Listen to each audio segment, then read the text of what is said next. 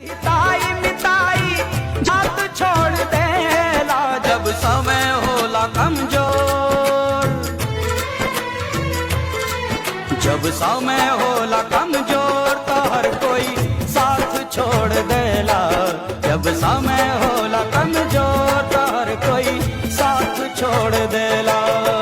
हित परित हिताई मिताई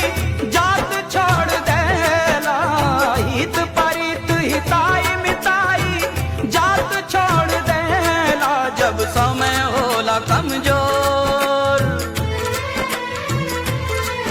जब समय होला कमजोर तो हर कोई साथ छोड़ देला, जब समय होला कमजोर तो हर कोई साथ छोड़ देला।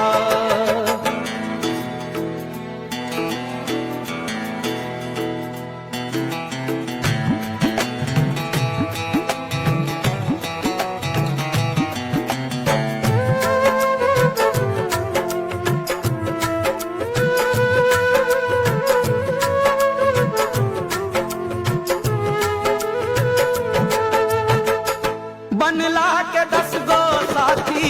बिगड़